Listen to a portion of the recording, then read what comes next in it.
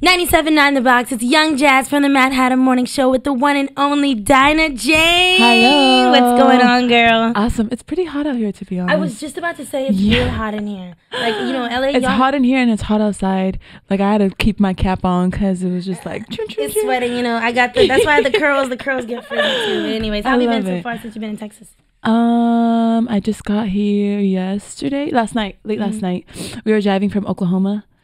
I know, girl. Wait, hold on. I have to tell you this whole thing. I went from Vegas, LA to Vegas, then Vegas to Detroit, from Detroit to Atlanta as a layover to Kansas, but ended up in Wichita, then from Wichita to Dallas. Dallas. Yep, that's where I went, and then I ended up here. So that was in a matter of how many weeks? Oh, I feel like I skipped some places. I did. It's okay. It doesn't matter. You're here now. You are in H-Town, and we are happy to have you. So I was, doing my research, making sure I knew. So you are the oldest of 8? Oldest of 8. So what was it like growing up being the oldest? A lot of responsibility, everyone blames the big sister. Everyone comes to the big sister about like things and like, Dinah, can you do this? Or blah, blah, blah. But I love them. They're like my kids because my siblings are so much younger than me. Like me and my sister after me is like 4 year difference. So a little bit. Were y'all in school? Y'all were in school at the same time? No? We weren't in school at the same time. Yeah, I know. But I love them a lot. Like they do sports, they sing, they write. And I have to be like kind of like that source that they can go to and be like, oh, can you help me with this? So it's kind of it's kind of cool. I love them. Bond. Yeah. So what was it like growing up out in Cali? Growing up in Cali, born and raised in Santa Ana, California. And just this year, I moved up to Orange Hills. Orange County, California, and I got my parents a new home. You did? You got your parents a house? I could have gotten them it sooner, like way sooner, but there were other people that we wanted to take care of before we, did it for ourselves. That's amazing! Congratulations! That's like the ultimate everything. I know, and that's always been my dream, and to also like have my dad not work so much, because being young, at a really young age, I barely saw my dad because, his hours were like super off from my school schedule. So I always want to be that girl where like I can walk in with my dad and be like, this is my dad. And little girls want to be cool. Like, oh yeah, this is my dad. He's a big guy. He's my bodyguard. Yeah. And I couldn't do much of that with him just because he was so busy. So now I'm the provider. I'm like, I got you guys. Well, he still works too, but he wants to stay working. Yeah. That's so your new single, Bottled Up. What was it like working with Marc E, Bassey and Ty Dolla? Again. So lit. I've always been a huge fan of Marc E, Bassey, and the moment I found out he was in town and he was in my management too, I was like, oh, this is actually a sign. Like I'm supposed to do a record with him. So I reached out to him. We got into the studio, and it just became like the most magical session ever. Just because we wrote this record in less than like an hour, I would say. Yeah, that's what it felt like. Yeah, and then from there... What was it like when y'all were in the studio writing it? It was beautiful. It became bigger than when it was. So we started from scratch, and it was just like an acoustic.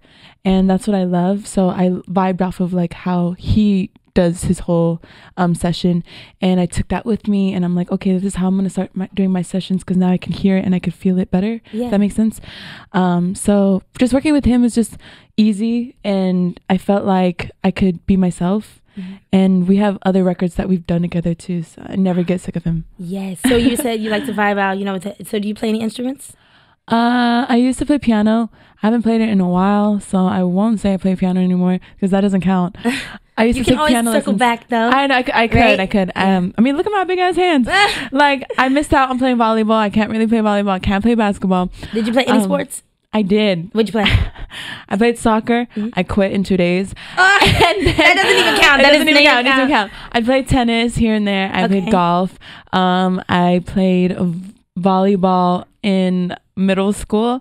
My team was terrible, so we didn't even make it that far. But I was on the varsity team. Okay, see, 18. Right. That's all that matters, right there. 18. I was a great server. I did the serves. I did the hops. Yeah, you look athletic. Like I'm like, okay, she could definitely ball or play volleyball or something like that at least. Thanks. So the single Bottled Up. I saw the video already too. The video super dope. And it's just a lyric video, so I'm just like, oh, I just want people to get familiarized with the lyrics, and then from there we can just like take it up a notch. And then, so has there ever been anything that you kept bottled up that, like, when you finally let it out, you're like, oh, I should have just. Yeah. Oh wait, it's still bottled up, isn't it? It's still bottled up. Yeah, maybe. I have moments. I feel like everyone goes through like things, but they don't really. It's like hard for them to confess to somebody just because for them they don't want to step on their toes and does that make sense? Explain a little more.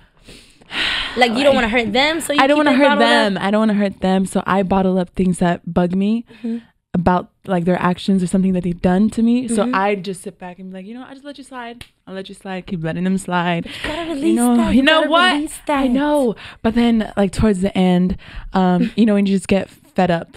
It's just like 1, 2, 3, and just gets to the top. But then that's the explosion. That's when the bottle pops. That's when the bottle pops. No, literally, and then I have a bad habit of doing that. So yeah, I no more. You work on it. It's okay. We all working on stuff. Do you watch Insecure by any chance? No, I don't. But people keep telling me to watch it. I've not had time. Of course, you recommend it? Yes. So I was gonna. What season? Season 3. There's 3 seasons already? Yes. I have time to catch up. So this last episode, everybody was talking about it, even though you don't watch, it's okay. So about ghosting. Okay. So the main character, she was talking to this guy, and then, they slept together maybe once. It was actually at Coachella on the Ferris wheel. It was wild. It was wild. And so then after that, he ghosted her for a week or so. He goes where? He ghosted her. He didn't respond to her. He didn't talk to her anything. After that incident? Yes. So do you think that if you're not interested in someone, it's all right to be like, I'm just not going to talk to you because I'm not feeling you? Or do you feel like you need to be like, hey, it was cool, but I'm not into you? Do you believe in ghosting? You be ghosting people. You be ghosting people all the time. There it is. That was the bottled up confession. You be ghosting people, and now we all know. I'm out. Okay. I don't always ghost. I don't always ghost because I want to kind of... Here, let me fix this microphone real quick. I don't always ghost. Just because I'm afraid of hurting their feelings. Like, what hurts more? Like, what's better is just walking away without saying nothing. No, it's not. Because he could have thought it was all good. Like, we was all good. And then you just... And then, okay, it's 2018. Social media. People see you on Instagram, stories, Snapchat. You have your phone. You have Yes, true. But it depends on the situation. There are some people that I've never ghosted before. I'm like, I just let it go. I've done a hangout before where I went kind of on a date with somebody. And then after that date, I just didn't really feel like there was no need of going further. Yeah. But he kept reaching out and I was just like, I don't know. You went on another date. You went on another date. I went with someone else on another date just because I wasn't feeling it. Like, I'm kind of, if that makes sense, you're kind of wasting time. Right. Does that make sense? Right. So it would hurt me more personally, to say something to them, like, hey, this is kind of bothering me, or hey, I don't know if I see anything with us going any further. It hurts more for me to say that because of the reaction, because then you end up staying. No, it's true. Yeah. You end up staying. You end up staying because they literally bribe you into well, come here, let's meet up. Let's just talk about it. All right. You come over and you're stuck. You're right. You're stuck. Right. So what's best is just walking away sometimes just because they'll talk you out of it. Right. Okay. And my last final question that's a really good question. I've never been put on the spot. It's my bad. No, so what was I gonna say? So was there ever a moment in your life when you were younger or now when you realized that was the moment that you wanted to do music? Okay. Was there a specific I would say there's 2 moments. At the age, this is so typical. I feel like I hear everybody do this story. At the age of 2 and 4, my mom's a singer and my grandma plays piano. Oh, wow. My mom plays piano and her siblings play piano. It's a whole musical. It's a musical home. They taught you? They taught me. It's a musical home. So with them, music, I was always revolved around it. They kind of didn't think I had it at the time, around 2 years old. I was raised by my grandparents, so my grandma would always have me come sing. And the moment my mom heard me sing, she was just like, whoa, there's something special that's going on around here. So around that time, I knew I wanted to pursue it, but I was still so shy. My grandma would volunteer me at church to go sing for people. And you're supposed to go up and just give a testimony. And I just end up singing because that's how nervous I was. So I just sing happy birthday and like with a whole vibrato to you, like forever. And I was like, oh, maybe this could be something like, or, around that age. And then I would say another moment was when I performed at this rugby game. It was just last year, I would say. Oh, what? Yeah, it was a really big thing for me personally, just because I was singing from my country for. You were singing the national anthem, right? Yeah, I was singing the Tongan national anthem. So coming from a really small island, and you're kind of representing a whole nation. You're representing your bloodline, your whole family, and it's this little dot on the map. And the fact that I'm up there singing amongst them just meant the world to me. And I was kind of in a way giving back to them, because here I am traveling the world, going on tours, doing all these award shows and stuff, and finally I get to stand before them, do something for myself as well. And in that moment I was still in the group, and I was just like, I was a little confused and a little scared to step out on my own. But in that exact moment I knew there was more of a purpose to doing this.